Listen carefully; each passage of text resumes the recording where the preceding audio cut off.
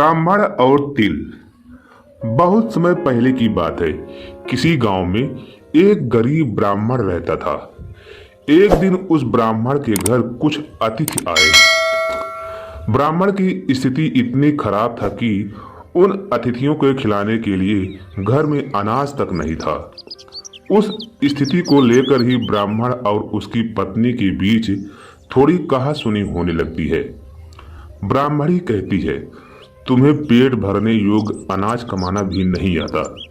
इसी का नतीजा है कि आज घर में अतिथि आ खड़े हुए हैं और हमारे पास उन्हें खिलाने के लिए कुछ भी नहीं है।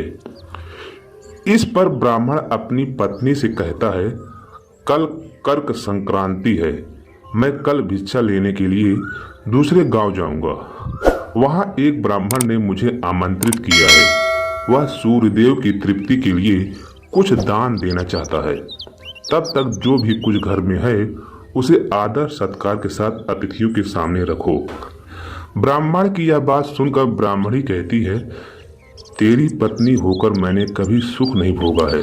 ना कभी खाने को मेवा मिष्ठान मिला, ना ही ढंग के वस्त्र और आभूषण। आज तू कह रहा है कि जो भी घर में पड़ा है वो अतिथियों के समक्ष रख दो। जब कुछ है ही नहीं घर में तो मैं उनके सामने क्या रख दूं? पड़े है तो बस एक पुट्ठी तिल, तो क्या अतिथियों के सामने सूखे तिल रखना अच्छा लगेगा? पत्नी की यह बात सुनकर ब्राह्मण कहता है, ब्राह्मणी, तुम्हें ऐसा बिल्कुल भी नहीं कहना चाहिए। कारण यह है कि इच्छा के अनुसार किसी भी मनुष्य को धन की प्राप्ति नहीं होती है। जरूरी है तो पेट भरना, और पेट भरने योग्य अनाज तो मैं ले ही आता हूँ। अधिक धन की चाहत अच्छी नहीं होती है। ऐसी इच्छा को तुम्हें त्याग कर देना चाहिए। अधिक धन की इच्छा के चक्कर में मनुष्य के माथे पर शिखा बन जाती है। माथे पर शिखा वाली बात सुनकर ब्राह्मणी बड़े ही आश्चर्य से ब्राह्मण से पूछती है, अधिक धन की इच्छा में माथे पर शिखा हो जाती है? मैं कुछ समझी नहीं।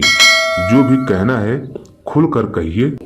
ब्राह्मणी के इस सवाल का जवाब देने के लिए ब्राह्मण अपनी पत्नी को शिकारी और गीदड़ की एक कहानी सुनाता है।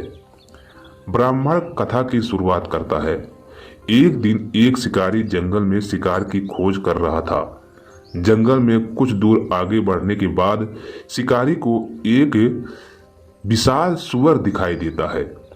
सुअर को देखते ही शिकारी अपना धनुष उठा लेता है और कमान खींचते हुए सुअर पर निशाना लगा देता है। कमान से निकला हुआ तीर तीव्र गति से सुअर को घायल कर देता है। घायल होने पर सुअर चिघाड़ता हुआ शिकारी पर पलटवार कर देता है। सुअर के तीखे दांतों से शिकारी का पेट फट जाता है। इस तरह शिकार और शिकारी दोनों का अंत हो जाता है। इसी बीच खाने की तलाश में भटकता हुआ एक भूखा गीदड़ वहां से होकर गुजर रहा था, जहां शिकारी और सुअर का शव पड़ा हुआ था। बिना मेहनत इतना सारा भोजन देखकर गीदड़ मन ही मन बहुत खुश हुआ और मन ही मन सोचता है कि आज तो ईश्वर की बड़ी कृपा हुआ, जो इतना अच्छा और अधिक भोजन एक साथ मुझे मिला है। मैं इसे धीरे धीरे और आराम से खाऊंगा ताकि लंबे समय तक मैं इसे उपयोग में ला सकूं। इस तरह मैं इस भोजन के साथ लंबे समय तक अपनी भूख को शांत रख पाऊंगा।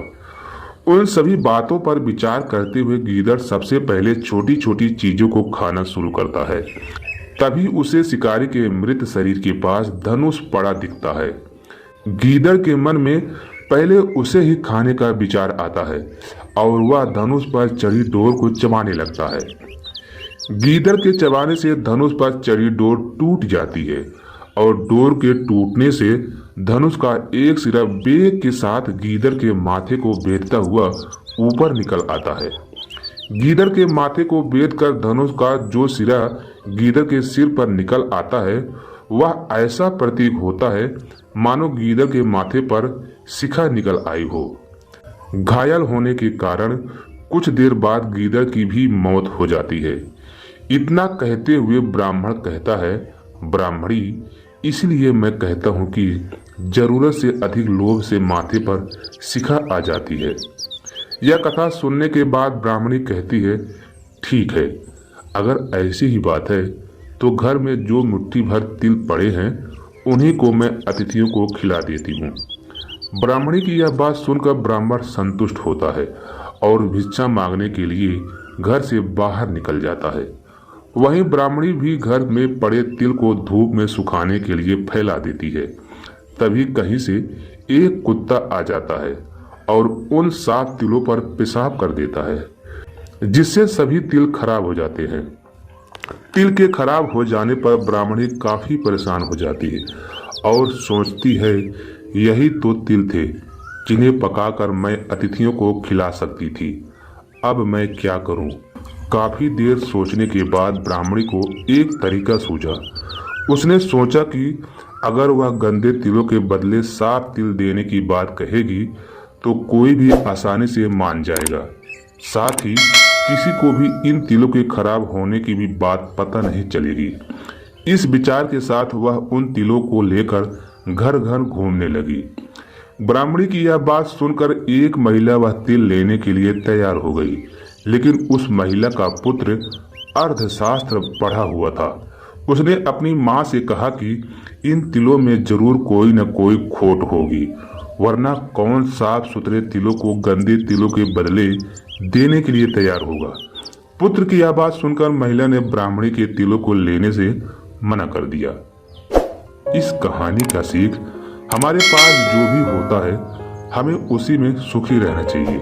किसी के पास ज्यादा चीज देखकर दुखी नहीं होना चाहिए।